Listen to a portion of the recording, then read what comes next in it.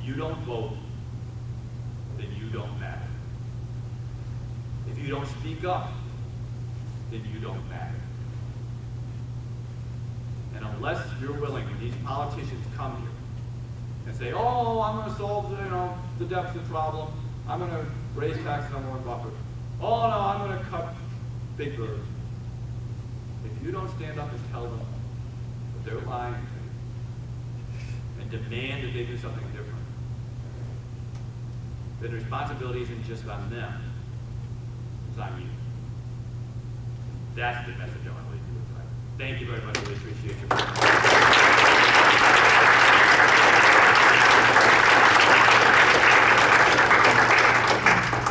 At this time, you can ask questions. So if you have any questions, please raise your hand and I'll give you this mic. I know everybody's in stunned silence, and people are busy out there slitting their wrists. Thank you for your uplifting presentation. I just was curious. Inspiration. I was curious if on this last slide you were talking about the trajectory down. Yeah. What's the estimate, if we don't do anything to resolve that, what's your estimated timeout before we do that? Yeah, I think we've got a small window. And I'm slightly hesitant to put numbers on this because I've been wrong. I mean, frankly, it turns out the U.S. economy is much more resilient than I thought it was. I used to give numbers, predict, say, oh, in 5 years, things, and we didn't crash. So 5 years, 10 years, I'm hesitant to say exactly what it will be because the U.S. economy managed to survive almost everything that we throw at. That said, it's not going to go on forever. And you can see how fast that growth rate picks up. We've got 5, 6 years where deficits are in the range where they're manageable. The baby boomers are just starting to retire and get social programs like Social Security and Medicare. If we wait 10 years till the baby boomers are fully retired and everybody's on those programs, you have a lot of voting people on those programs. And the debt's like say $27, $28 trillion at that point. Any change you make becomes both more dramatic and more politically difficult to do. And so at that point, then I think the crash becomes much more likely. So I think if we act next 5 years, we avoid the crash. I think if we wait 10 years, it becomes increasingly hard to do so.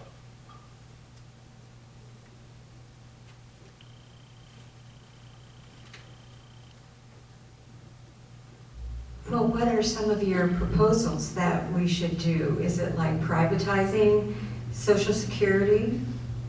What do you think? Sure. On Social Security, the answer is the only thing I think you can ultimately do is, first of all, you're going to have to reduce benefits for younger folks. We're not going to touch benefits for people who are retired today, or even people who are nearing retirement, because frankly, they depend on the program. We've made promises to them. There's not enough time to adjust your behavior, start saving privately, and all that sort of thing. We're not going to take away benefits from people who are on it today. But for young people, we're going to have to cut their benefits. And there's a variety of ways to do that. If you really want to get down in the weeds, for all those people who weren't turned off enough by discounted present value, I could talk about changing the wage price indexing formula and then drive people completely out of the room. But if anybody really wants to talk to me about that, I'll explain what it is later. But there's ways to cut the benefits slowly over time that are going to cut them down. Then, having cut benefits, having made young people basically eat their spinach, I think they'll get a little bit of ice cream for dessert. And that would be to allow them to take some portion of their current, what they're paying in payroll taxes now, and save that privately and get a much higher rate of return from private investment. So I would, privatizing Social Security does not fix Social Security solvency. What it does is it makes back some of the benefits that we would otherwise take away from young people. And so I would do that. But you could cut the benefits without doing that. I just think it's fair to let them do that and get that back. On Medicare, boy, do I hate talking about Medicare because there is no answer except cutting benefits. And here, it's very interesting. Everybody in Washington acknowledges this. In fact, none of the numbers, by the way, that I gave you, none of those numbers were mine. Every number that I put up there, every chart I put up there came from the Congressional Budget Office, the Office of Management Budget, or the Center for Medicare and Medicaid Studies, CMS. that oversees those programs. They're all, everybody in Washington has these charts, that's his number.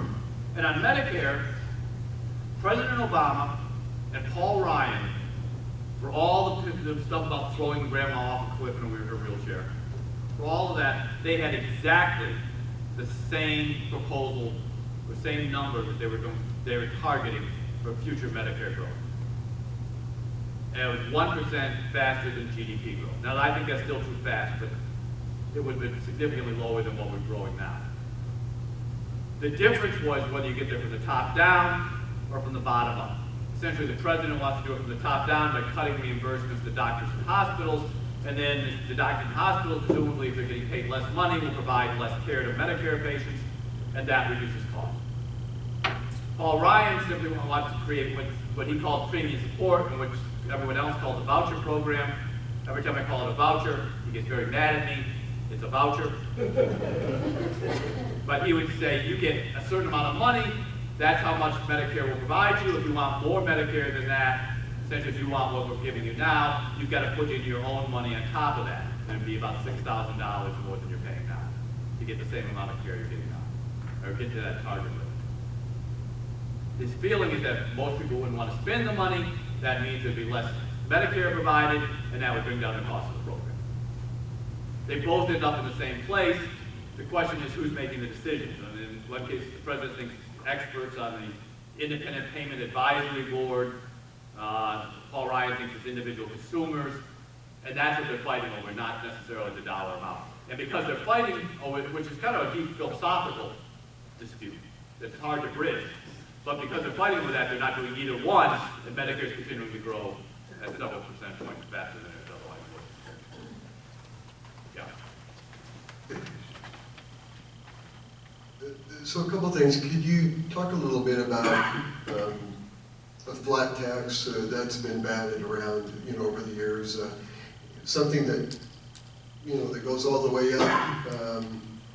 Income-wise doesn't stop. Same with Social Security. Yeah. Everything above, what is it, $125,000? $118,000 a year, I think it is. Yeah. Are there any answers hidden in changing the way income tax is levied and Social Security is? Yeah, let me talk about that first, then I'll come back to the flat tax. Because the flat tax doesn't bring in any more revenue, it's just a more efficient mechanism of doing it. I've taken the, one thing here, we only pay a Social Security taxes up to about $118,000. And one of the things is they say, take that cap off, make people pay Medicare on their entire income. Or take the Social Security. We do that on Medicare, we pay Medicare all the way up. Why not do the Social Security? Part of the problem there is it's a lot of taxes on people who don't make a huge amount of money. If you're talking about somebody makes $130,000, $140,000, you're talking about $3,000 or $4,000 increase in their taxes every year. It's 12.5% tax. So every $10,000, let's say that's $1,200 that you're on that. So if you go from 120 to 140, you're talking about $2,500 tax increase on those people. For people who are basically upper middle class, not necessarily the rich. Even on the top end of it, you give us the highest marginal tax rate in the world. We have a higher marginal tax rate than Denmark at that point. So there's certainly going to be some negative consequences economically. And you don't get a lot of money for it. There's not a lot of Warren Buffett and Bill Gates out there to tax who get their money from income. They get most of their money from capital gains and things like that. So on income tax, giving that money on wages, you get about 6 or 7 years of solvency. So instead of running a shortfall this year, we wouldn't run a shortfall until 2020 or 2022. That isn't doing these folks any good. So if you want to include a little bit of that somewhere in a fix, I'm not going to fight you over it, but you're not getting any of that. On the flat tax, yeah, the flat tax is a little bit misnamed. Basically, the flat tax is designed to move to a consumption-based tax. There's two different versions. There's the national retail sales tax, the fair tax, I think. The flat tax is an easier way, the non-retail way of getting there, but essentially it's designed to exclude savings and to tax money you use for consumption. most economists think that's a good thing. We have an abysmal savings rate in the United States. If we have more money available to save, there's more money available for investment, it lowers interest rates, it's a lot of good things. It's all designed to do that in a more efficient economic mechanism, but it doesn't generate more income.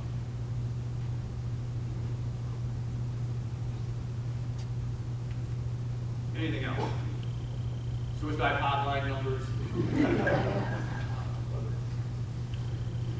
Yeah. Do you think that Trump will attack this problem through taking away some of the benefits now, or do you think that he will not? No, Trump has specifically ruled out any change at all to Medicare, Medicaid, or Social Security. He has said those three programs are off limits. He will not touch them under any circumstances. I have many problems with Trump's proposals, which range from okay to really crazy. That's on the really crazy side. I mean, he says he's going to solve the problem by economic growth and by cutting waste, fraud, and abuse. That's not going to solve the problem. I mean, but with his voting constituency, it was largely older population and stuff like that. He wasn't about to tackle it. Now, who knows? He changes his position about every 30 seconds, so he might be convincible that he's got that we can do this now. So I'm certainly advocating to the White House. Talking to, I know most of his economic advisors pretty well, and I'm certainly advocating. So we should just go to France.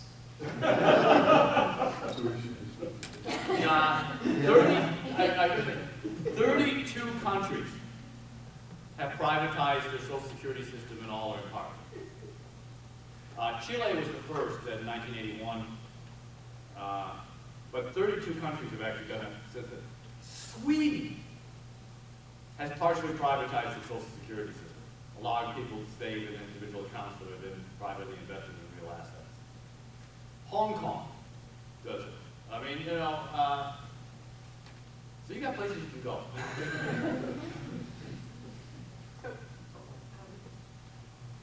How does your information get moved over to Congress? How do they become aware of these presentations and what you do at the Cato Center? Yeah, I testify before Congress. I'll meet with congressmen. We do a lot of stuff in the media. I write op-eds. I write, articles. I do a lot of newspaper, TV type stuff. But none of this is secret. They know this. Basically, there's two responses. Some are just ideologically opposed to changing these programs. There's ideological reasons, social solidarity type of things that you hear a lot on the left for not changing these programs. Make the rich pay more, basically, kind of things, and it's redistributed in nature. And, nothing I can argue. They just have a different philosophical starting point. Young people have to pay 40% and 50% in taxes. So be it. It's good for society. On the other side are people who say, I know what you're saying is right, but I could never do that, say that, and be reelected. And there's nothing, that they wouldn't do to be reelected. They walk over their grandkids on the way to the voting booth to get reelected. So. Maybe we should raise the birth rate. Yeah, that would help. The problem is that the things that are delaying birth rates are probably things that aren't going to change. It probably shouldn't. But basically, the two things, the reason why the birth rates are going up is that women are getting educated. And when women get educated and then they get jobs, they delay marriage, and then therefore they delay having children, and therefore they have fewer children. That's the primary reason. The other is the move from the farm to the industrial. You used to have a lot of kids to work on, to carry on the farm and stuff like that. Children are actually used to be an economic benefit, now they're an economic cost as we become an industrial society. None of those things is going to change. So we're not, we can do our best. Incense, candles, I don't know what it is, but mood lighting, but we're not going to have anything significant there. You haven't touched on slowing the growth of government, such as if we had a flat tax, fair tax, wouldn't that reduce the need for, would IRS significantly reduce its personnel? Yeah, I mean, you certainly could cut the number of employees, and I'm all for that, but that's all in that discretionary spending portion. So, I mean, again, I'm for abolishing all this stuff in government, but you still government a deficit in about 3 years. I don't want to argue against cutting anything, because I'm in favor of cutting everything. But the fact is, you got to cut those 3 programs. I mean, that's where the money really is. Fair tax and flat tax still have an IRS because they still have a collecting agency. The fair tax, you still have a collection agency. It does a lot less, but you don't have to worry about income reporting and things like that. But somebody still takes that money in Treasury and what have you. Even if you piggyback on states which collect sales taxes. You have states that don't have a sales tax. So then what do you do there? So even if you piggyback on the states, you're still going to have some sort of bureaucracy in Washington. Fair tax is a great thing, but some of its components oversell it.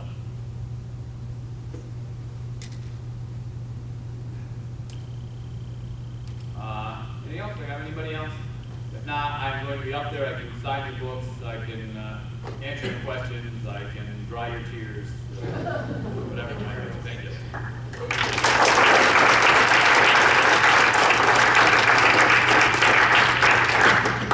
Thank you for coming out this evening. Please do stick around if you'd like, if you haven't gotten the book. And I also want to make sure if you haven't already signed in, please do so we can keep you informed about future events and maybe send a short survey about this one. Our next speaker for the Center of Study and Market Alternatives will be in February. The date remains to be set, but it's Dr. Barry Asmus, former Boise State professor and helped founded the Center for the Study of Market Alternatives in the 1970s. So I hope you'll join us when he's back with us in February. Have a great evening.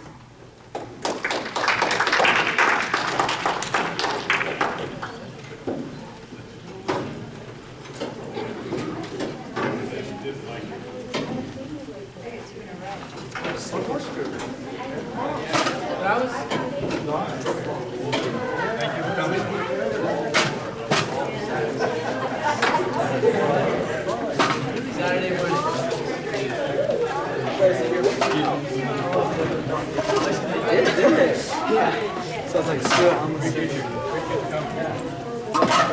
Oh, she's like, I appreciate it. Hi there.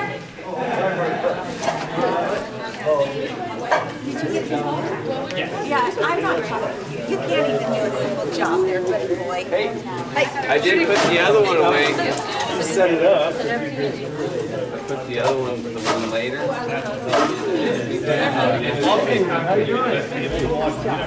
Mr. Congressman, you don't have to pretend like we're cabs. What is your position in terms of Thank you. But how do you get it? That's tough. We lost that Supreme Court. You get like really, really tired. I know. I'm ready to like this. I do. You're very tough. You're going to have to get Congress to go along, and that means 5 times off. As I think someone the other night said, it's probably by this point, you're going to have to raise but then probably Be a great idea. exactly. It's going to have to be. I think y'all are permanent. When you're actually going to cut If you're lucky. Thanks so much. Sure thing. We're like statues. We'll just be standing here still in the morning. It's a lot of fun. Enjoyed it. Thank you for calling Dr. Sutton. Oh, you're welcome. It's still recording.